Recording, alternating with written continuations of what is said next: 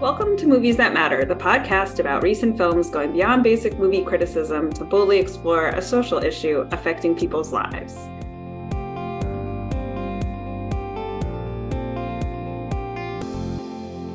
I'm your host, Nicole, and with me today is Lexy. And we also have a very special guest, Monique. And what movie are we overanalyzing today? We are talking about Joyride. Yes, directed by Adele Lim. It follows four Chinese American friends as they bond and discover the truth of what it means to know and love who you are while they travel through China in search of one of their birth mothers. All right, Monique, you're our special guest. What did you think? I loved it. I felt so seen. Yes, I did. Okay, Lexy? I also loved it. I was laughing through probably the whole movie, and we'll definitely buy it on Blu-ray whenever that comes out. Awesome. So it was a bit of a mixed bag for me. I can't say I loved it. I felt like the comedy fell flat in a lot of places for me. And what it did better was the heart. Like the heartfelt scenes really landed for me. The comedy was hit or miss. So I want to get into that. All right, Monique. Can you give a little backstory on why you're our special guest? And don't worry about spoilers. Everything's going to be spoiled. Everyone knows this already about Movies That Matter. So I am a Korean adoptee, and I was adopted by a white family. And the just basic plot line resonated with me for that reason. Although thankfully you never thought you were Chinese. Well, I was confused a little bit in the beginning because I thought, wait a minute, Ashley Park, isn't she Korean? So then when it got into that made so much more sense. Yeah, no, it was a reveal for me, but I wondered how many people knew the actress and were like, this doesn't really line up. And then it was not quite the twist that it was for like those of us who had no idea who she was. So tackling sort of like the comedy elements first, there were definitely things that I found funny, but there were things like, especially the parts that felt more improv, like where they would give a list of things, which I was like, you're just naming random things and none of these things are funny. What do you mean by the list? I'm trying to remember what scene. So the only one that actually I thought was good was when they were Sherry Cola, who plays Lolo, and is it Stephanie Sue who plays Kat? We're like, so like Lolo's like, we're going to Nai-Nai's house and this is going to be like a Chinese grandmother. And then they're like listing off things that like are going to make it a Chinese house. And I just remember one of them being like, they'll have a plastic bag that's just full of other plastic bags, which is such, like a lot of that list. I was like, I feel this really hard as an Italian, not as a Chinese person. That was really funny. But like when they were like, oh, like throwing out ideas about what to do with the drugs, I was like, none of those were funny to me. Oh, okay. Yeah, for the humor, it's definitely, I guess based on my question, I don't remember the list part of it quite as much, but I think it's definitely very like Hangover X Bridesmaids type of movie. And I was reading an article, and the Adele Lim definitely said those movies did inspire this film. And I think I feel like definitely very. Sorry, I feel like including Amy Momolo in the cast is about as direct homage to Bridesmaids as if you're going to make, right? So the mom in the movie is the co-writer of Bridesmaids. Oh, I didn't know that. Okay, that's cool. And famously has the like freak out scene on the plane next to Kristen Wiig. Oh yeah.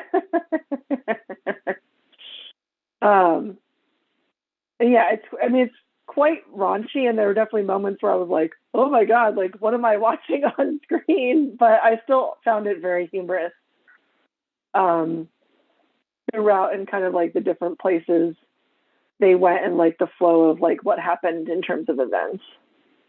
Was there also kind of a list about like things that Americans think about China and Yes. things that they would do in China.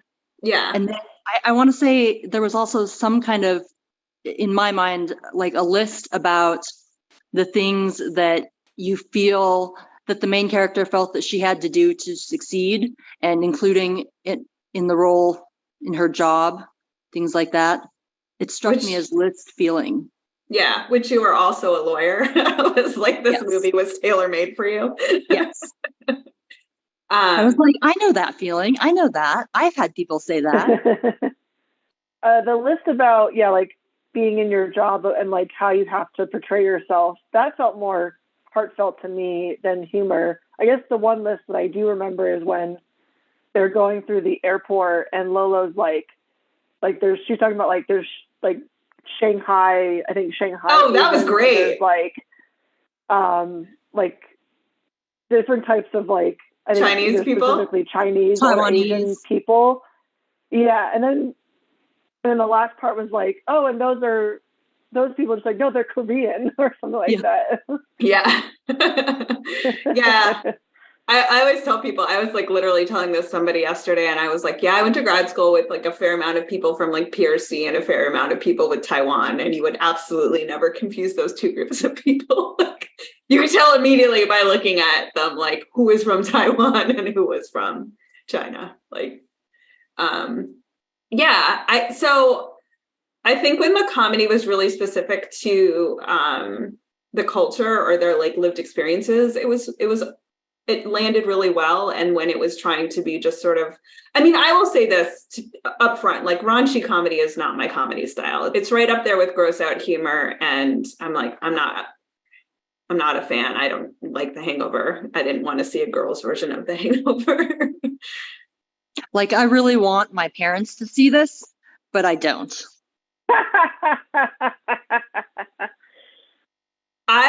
Maybe recommend them, but don't be with them to watch it. Yeah.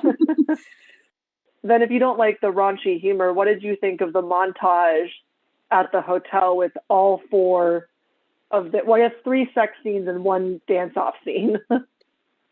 So I thought, just like in Crazy Rich Asians, there was a very purposeful female gaze on Asian actors, which I was here for. Sex it up, ladies. I did appreciate that. But how it was actually filmed and came off, I think editing was an issue in this movie. I think the comic timing of the editing was not very good. They needed snappier cuts. They needed better cuts to people's expressions. They wanted to linger, and this isn't a form that works better with cringe comedy, but it didn't work for me. And I think editing was a big part. This was very much a first time director kind of film. It felt that way to me. I think there was just a lot of silly nonsense, and that didn't really, I don't know, what did you think of it? What did you think of the K-pop scene? So I feel like that criticism is valid, but that also the studio probably made them put in so much stuff just to get it made. Possibly. No one would have gone to see a serious, adoptee movie about Asian women. It could be yeah, it's tough with stuff like that.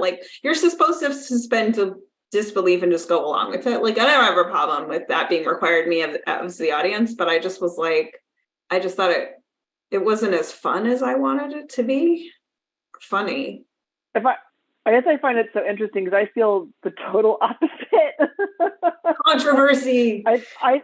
I think that hotel montage of that evening for them is one of the best montages I've ever seen. Nice. Good. I love how they're switching back and forth between them. I love kind of all the different situations that each of them ended up in. And I think maybe this was just my preconception of what was going to go down, but I think for example, with Lolo and her partner, I thought that was going to be the most either raunchiest or most shallow type of interaction, but then they're they're together and they're like talking about her art, and it's like actually like quite heartfelt. And so I was a little surprised by that's how it went down. I was like, oh, this is like really nice. And then I loved how I think it's Audrey is the main character. I love how with Audrey, like clearly from the beginning, she's going to get with this like one guy from the basketball team. And then the other guy is like interested in her and approaches her initially, but he doesn't speak English. She doesn't speak Mandarin. And then so the other guy who like we're expecting them to get together jumps in to like translate. And it's like, oh, she's going to obviously go with the first guy that she laid eyes on. But then it ends up being both of them. And I was like, this is fantastic. I felt like that was a small win for like South Asian men everywhere. I was like, yes, thank you. You can make the hot Indian guy at the same time you pick a hot Chinese guy. Like, I agreed. I was like, oh, I'm glad they went that right. I was glad they went that route with it for sure. I was actually shocked by that. I'm like, wow, they're doing the two guy threesome in the movie, and it's like totally casual. Like there's no, oh, we're gonna hang out later and keep in touch. You know, when do you ever see that kind of thing? And I thought it was great. And they gotta go. Yeah, and then there's like the high fives all around from the girls, and I was like, damn right. Totally, it did fulfill its mission of being sex positive for women, and I was happy about that. Yeah, Agree. and I loved how one more thing with that with Kat, like you expect her to like actually get with the guy that I guess they know from college. And then like they obviously have a moment, but they never actually do a traditional physical act. And so when he's like pumping the basketball with like the massage gun, I was like, this is hilarious. I was very focused on the physics of whether or not that would work. I mean, yeah, who knows? Like there were definitely liberties taken in how much like drugs they consumed and the fact that they did not go to the hospital. Yeah. But I love the editing and how they switched back and forth between all of those ones. And so that's why I find it interesting that I feel so opposite compared to you. Monique, where do you fall on this spectrum? I think I was probably distracted. I don't think I came in with any kind of critical eye for, any of it really. To me, the plot was the main driver for all of it. And I was so focused on that. And if I'm being totally honest, I was like crying the whole time. Yeah. And I can we talk about the tattoo? Because this whole thing was so frustrating for me. I just thought there was such an obvious solution to this problem. And I was like very annoyed that like it didn't come up in a movie about female body positivity and sex positivity. What do you mean? I mean, there's one very natural way to cover up a tattoo on your private parts if you're a lady. Grow out your hair. No one would see it. And I was like, why was that not even an option? Like, why was she completely bare? Like, I just sort of like, I know where you want me to go with this, but I guess I'm feeling a little bit frustrated by the fact that like, this is even fair. Discussion. I mean, I guess even if she did grow it out, I don't know if it would have covered the whole thing. No, but it would have been a lot less obvious. That's true. And I guess I wonder, yeah, I do see your point about wanting to have that be the state of what it looks like. But I do wonder if there was a decision about visual effect of when the reveal happens to have like full frontal, full clarity of the tattoo. I mean, they did it for a bit, and I don't know. Monique, thoughts while I gather mine? Yeah, I mean, I did think it was a little over the top. It didn't make any sense. Like, I was like, why would you do this? Why would you not just grow out your hair if you didn't like it? Like, why? Like, why is this a thing that just, I don't know. Maybe I'm just really sheltered, but I was like, I just don't know why this is the thing that this is the thing they've decided is going to be like the breaking point for this character. It just seems really strange. Maybe they were afraid to go with an STD. Yeah, because I guess the breaking point is that, well, I guess the breaking point for her is that it's on video, and then she's been exposed to the world, and her fiance finds out, and I guess it's implied that she may not work another acting job again, although I don't know if that is how it actually panned out. So I guess maybe you would have to have like, I don't know if an STD would have had the same effect. I think it would have had to be something as revealing in a way. Could have been worse. I don't know. I just felt like it was just such a weird MacGuffin, and I was like, I don't know why this is even in this movie. Like, it didn't make a lot of sense to me, and it just kind of. But there's no stigma for tattoos. Well, there was, right? Doesn't she loses her career over it, and she's freaking out. Only because it's so outrageous. Okay. Had it been a little daisy, it would have been fine. Well, and I wonder too, I can't speak to this. I don't know if anybody else can. Like, so like tattoos have historically been very, what's the word I'm looking for?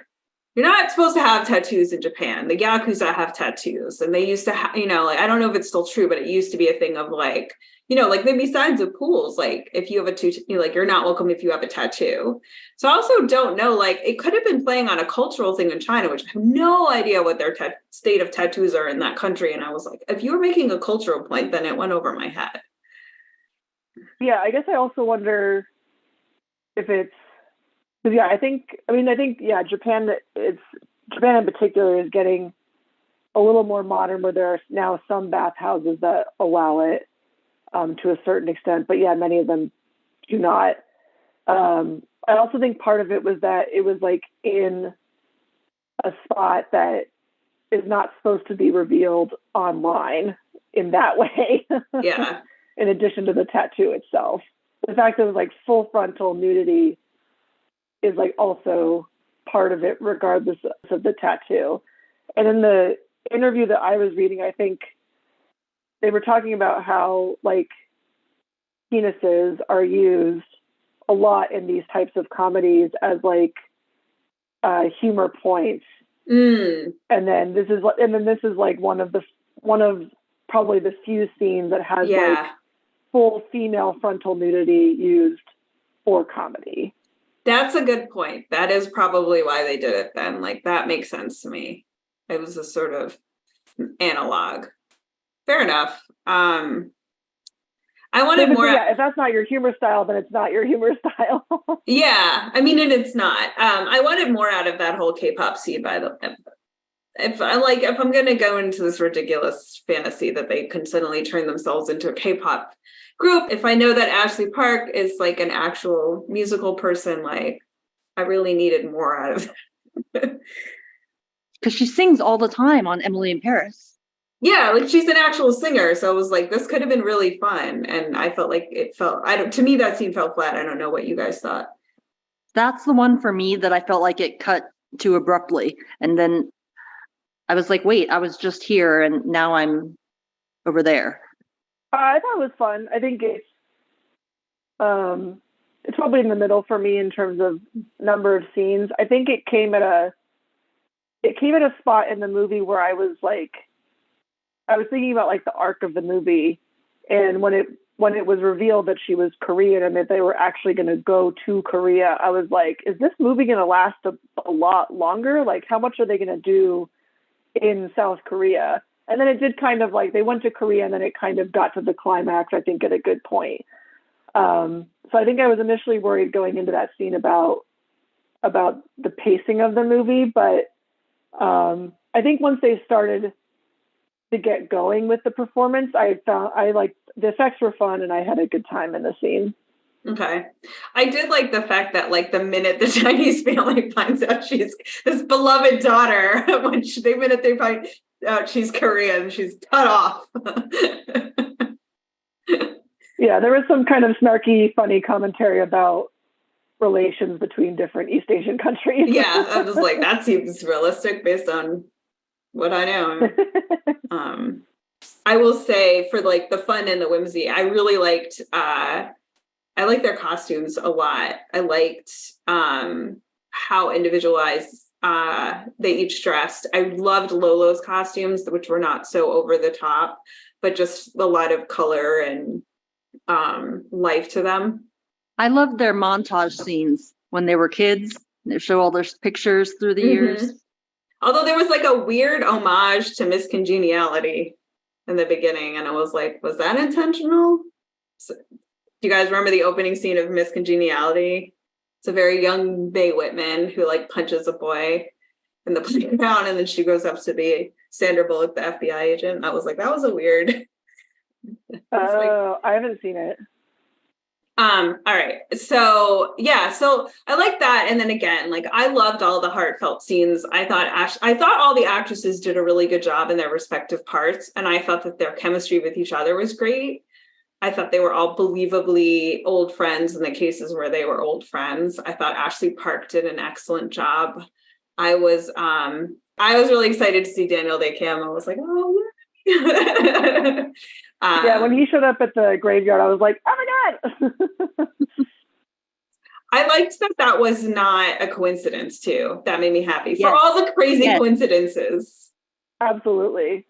And yeah, I think when there was the scene of like when she finally gets to see the video that her mom made for her, I definitely cried during that scene. I thought that was a really great scene for the movie. I mean, it was like, I'm with Monique. I mean, I was just like crying for the whole last part of it. Like all of it was waterworks. Yeah, for sure. Yeah, I think the only other thing that I would have is, yeah, I agree with you that I think all the actresses did a really good job, and then the friendships were very well portrayed. I did think that Audrey's speech at the end was very standard. I thought the rest of the movie felt very authentic, and then when I was watching her like final like kind of confession Apology or like scene. take me back to apology speech to Lolo, that I was like, this could have been in any movie. And that part didn't feel like quite, I mean, that part didn't feel quite as genuine to me as the rest of it. Just, I think the dialogue was like very like, these are the beats, this is what we are going through. But I mean, still the rest of the movie was so good that like, I didn't really care at that point. I mean, I thought that was intentional. I thought she was delivering a beat by beat, note by note, standard rom-com speech. And the idea being, but it's between two friends, right? Two female friends. Like, it's not a guy it's not the boy who lost the girl trying to get the girl back, right? Jerry Maguire. Yeah, right. Like, it's not When Harry Met Sally. It's two friends. So I did think that was intentional. So it didn't bother me in that way. But I see your point. It's the Frozen of movies where there's no like romantic relationship lead at the end. Nope, just about friends. So kind of going into some of the deeper adoptee living in a white world scenes and Ashley's journey. How do you feel? You said you felt Monique. Do you feel like it was an authentic representation of what that was like? I mean, I can only speak to my adoptive experience, Sure. Which totally mirrors, one of the things that I loved was how they treated Audrey's parents. Mm-hmm. They're amazing. You can tell everything about them is just great. They love, and, they're making all this effort, and, there was nothing wrong with them. Right. And Audrey even says, like, I've had the most amazing family and I'm so close with them. And that's my adoptive experience. I don't have any ill will or, issues about my identity that I've been raised with.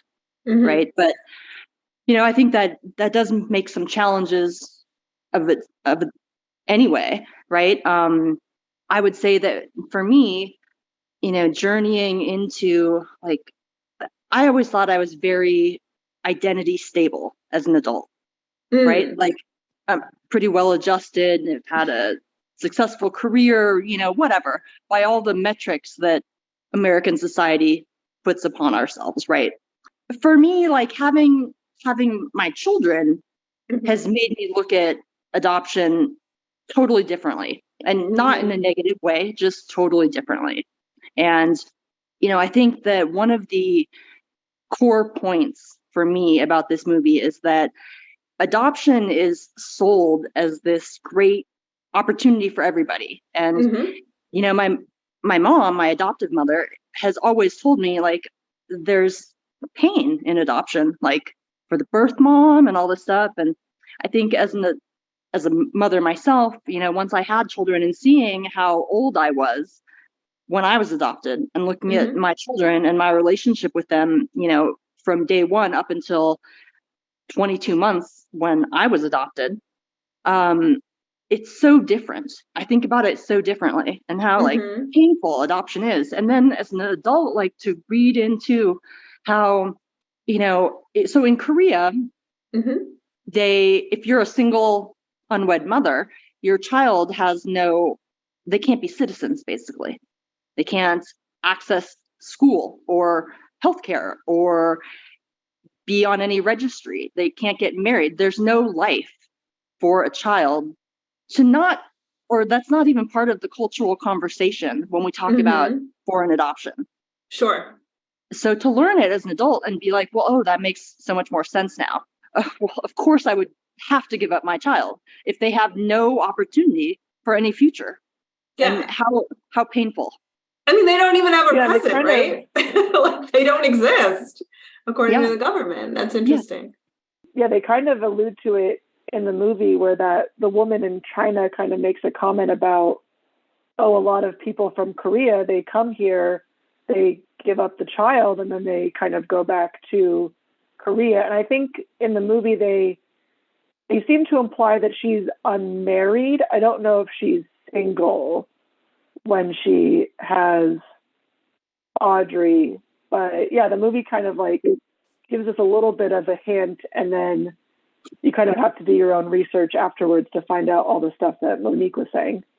Yeah, and I think that it made for all I don't like raunch comedy, like I do think you are presenting two sides of a coin there, where you're like very harshly punished, right, as a woman for having sex, right, and then falling pregnant and having to deal with all those consequences, right? And the movie then tries to counterbalance that narrative with the positivity of the younger female characters, which I think is really great. I think one of the things that I really liked, so in the sort of flashback kid scenes, there's a scene where Audrey is presenting her family tree, and I remember talking to a friend of mine about that, and she was like, yeah, I mean, like, I'm Hungarian. Like, I don't know, like, she's also a Korean adoptee, and it's like, I don't know what to do with the ethnic identity that I do have. Like, it doesn't make any sense to anyone, but I'm like, everyone else in my family is Hungarian. Like, like a very much sort of caught in terms of a foot in both worlds, belonging to neither. The family tree is literally the worst assignment for all adopted kid people. I hate it. Yeah, I believe you. I'm trying to think if I've ever, I think I did have to do it, but yeah, it's a terrible burden to place on a kid. And I think, again, so I do think the movie did a good job of sort of, like not trying to universalize the story, right? Audrey's on one specific journey, right? And her journey is try to be as white as possible. And I did think it was interesting. But she doesn't really have a choice. I mean, she has to be as white as possible. Does she? Why? Well, I guess this is an observation that I had where like, it's interesting because she's like raised in a white family, and so maybe like develops like quote unquote white attributes to like her personality, but then like externally she's obviously seen as Asian. So it's kind of this weird like mishmash dynamic of like kind of being told you're acting one way, but then also by other people being seen in a very specific way that you may not also be fully in touch with. Mm-hmm. You know what else? When they made fun of her for never having slept with an Asian guy, also hit home. But when? I mean, I've never even, I don't know. My parents have never had non-white friends. Yeah. I can't imagine. Yeah, definitely. Like if your environment is mostly one way, it's hard to break out of that. Because I think they try to put this message of like, yeah, these internal biases if you're like raised in a mostly predominantly white area of like, yeah, like the partners, and then also how she like picks the like only white person on the train to sit next to, but then this person's a drug dealer. Oh man, that whole scene where she's like, we have to like lock our stuff down. I was like, you're in China, I think you're fine. And everyone, and I love that they're like, what kind of weird American narrative do you have going in your head that like other places must be unsafe? I'm like, yeah, this is ridiculous. Stop it. Well, and I wonder too, and they kind of don't address this in this movie, but so I'll bring it up for myself. Like, I mean, I think that sometimes when you're somebody who has kind of a foot in both worlds in that way, you know, there is a sense of, so somebody once asked me way back in the day, like why I never tried J-date. And there are a couple reasons. One, I didn't want to limit my options to only one type of person, but there's also was a sense that like a concern in my mind that I would be labeled a fraud, right? And when, you know, you're Audrey and you think about dating an Asian person and they want you to be like super Asian, and then they're like, what's wrong with you? Like, you're supposed to have this identity that she just doesn't really have. Like, it seems actually quite, I get their point, but I also wish that had been challenged a little bit in terms of like, it's awkward, like it's hard, and you feel weird that, you know, you're not going to be, you know, Asian enough or for me Jewish enough to like count. When they were in China, Audrey said something to the effect of, I wonder what my life would be like if I had a family like this, if I'd grown up like this. I think about that all the time. But you didn't used to. I know. I'm telling you, like, having my own kids, just everything is different. Like, I'm like, how could I have thought like that? But I didn't know, right? Like, so stupid as a kid, 20-something. Maybe. I mean, I certainly never took it that way. I was like, no, we have a right to claim the identity that you have now.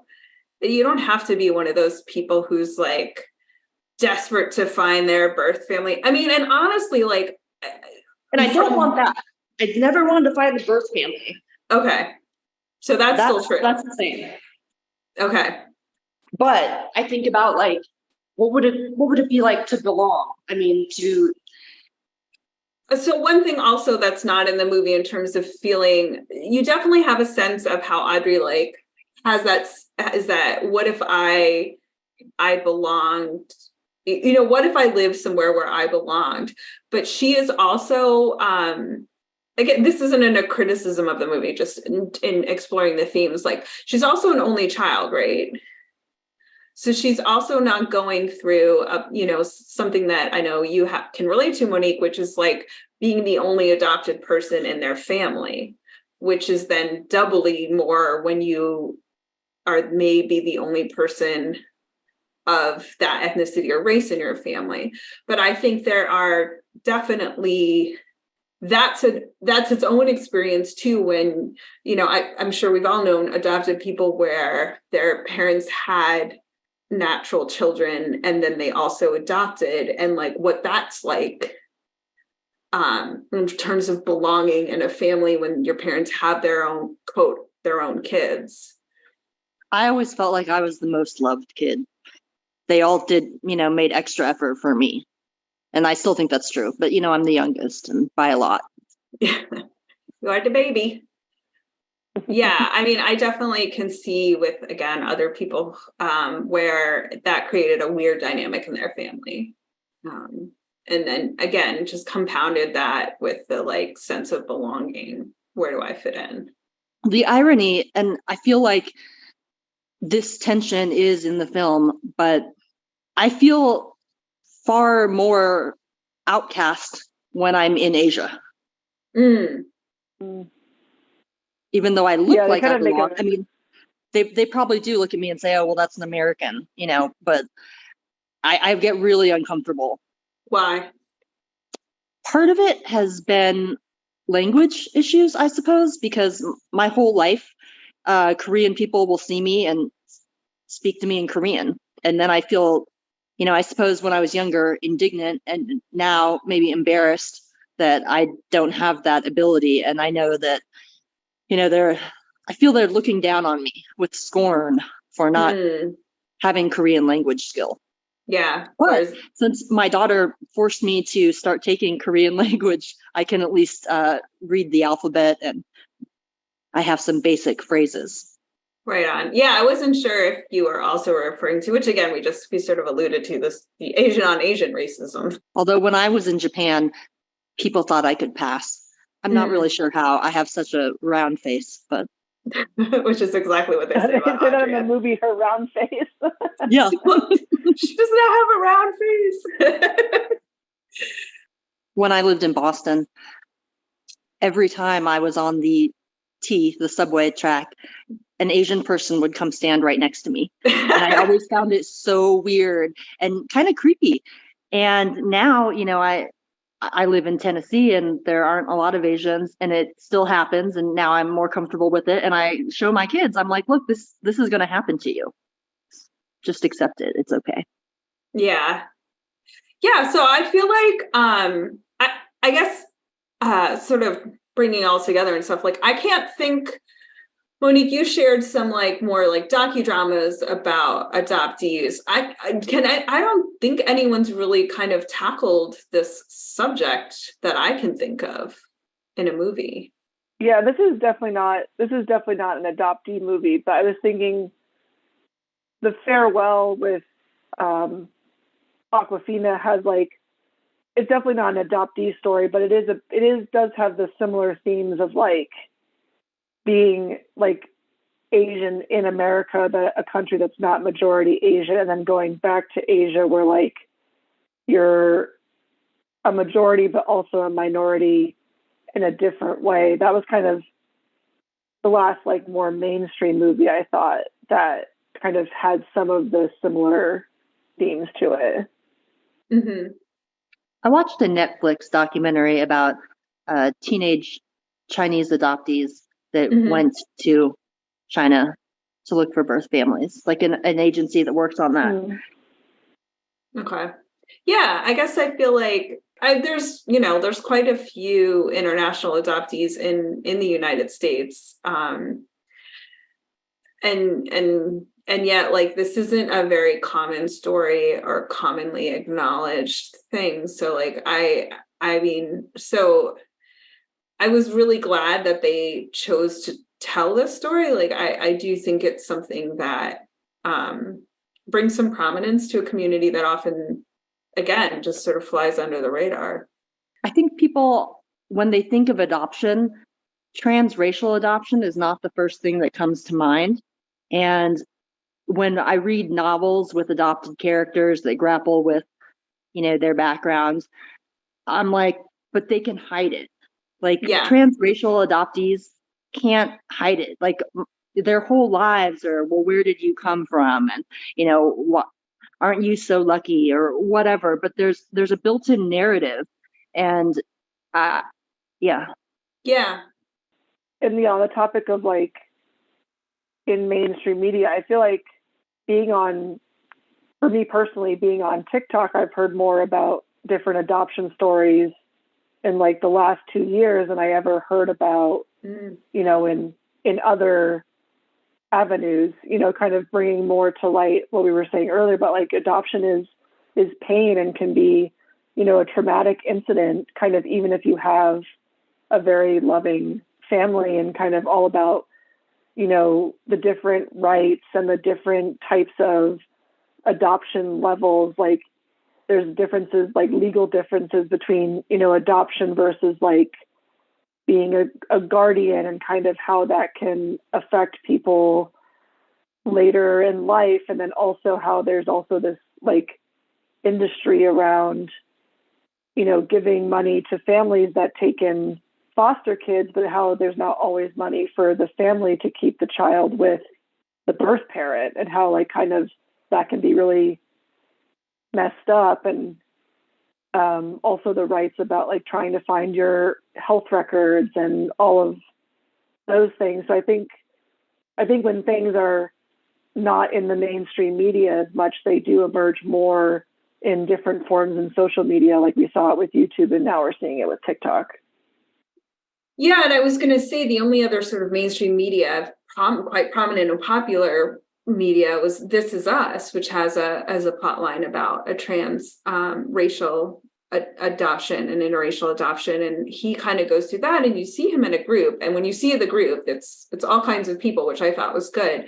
But I think that, again, that's another time, not wrongly, but it's another time where when we talk about race, we often only think about Black versus white, right? And that having the Asian American story put on film and told is just really important, especially now, right? Like when there has been such an uptick in violence against the Asian American community, and weird model minority problems surfacing.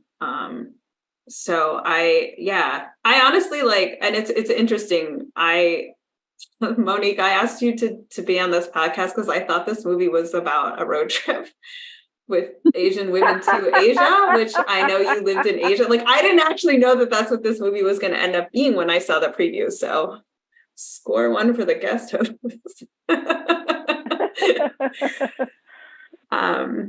But give anybody a chance for final thoughts before we give a social impact score. It just touched a lot of heartstrings for me. For sure, me as well. All right, so generally we give a social impact score where 1, this was like the worst movie ever and it had nothing to say about nothing, and 10 is like life and movies and everything are changed forever. Monique, will let you go last. I'll put Lexy in the hot seat. What would you give Joyride? I would probably give it, I'd give it an 8, because I do think it was a very well done story, and I'm glad that we got like another movie with a very heavily almost all Asian cast, especially focused on women. And it's fun to kind of have these mainstream comedy movies that are not always serious, but also featuring stories that haven't been told as much. I think what brings my score down is I was just trying to look at box office numbers, and I can't tell. I think the movie's being very well received, but I can't tell if it's like reaching enough box office numbers to like get the traction into the mainstream, into more mainstream conversation, like, a Get Out or something like that. Yeah, and I think sadly this is going to be one where we're just going to have to see how if and when it gets picked up by streaming and gains an audience that way. Because it's doing pretty poorly box office wise, and it's got a pretty crowded field to compete with as a summer release. I'm going to give it a 5. I will say going into this conversation, I was ready to give it a 3. But since you guys liked it so much, that sort of bumps up my score. I do think this is a really important story to be told. I thought it was wonderful. One thing I did forget to mention, which I thought was really great about the actresses, is that 5 of the actresses had their own natural Black hair, and only one of the actresses had highlights, which I thought was very intentional on Audrey. I was like, I kind of appreciated that. I was like, that was cool. So But because Audrey has to have highlights, because that's the white expectation. Yep. Yeah. So I was like, that was a subtle nod, and I thought it was a nice clue. So you have a female first-time director, yay! Like anything, woman of color, like all of that is just really good. I just thought the jokes it was a bit uneven for me. Monique, what do you think? Is this the cult classic for our Korean adoptees to pick up everywhere? The 5 of us. I would give it a 7. I know 2 of you. I would give it a 7. I think the body positivity, sex positivity stuff was really groundbreaking. Mm-hmm. The threesome, that's crazy. So I think that breaks the molds. I think that the Asian American community is under marketed to, and there's a lot of money to be spent. I think that it could get picked up like a Crazy Rich Asians, which so many people are constantly like, that's their only touch point on an Asian person, and I tell my kids, I'm like, look, you can't see this movie yet, but someday you will, because we're always going to support Asian artists. 40 years after the Joy Luck Club, you've had 2.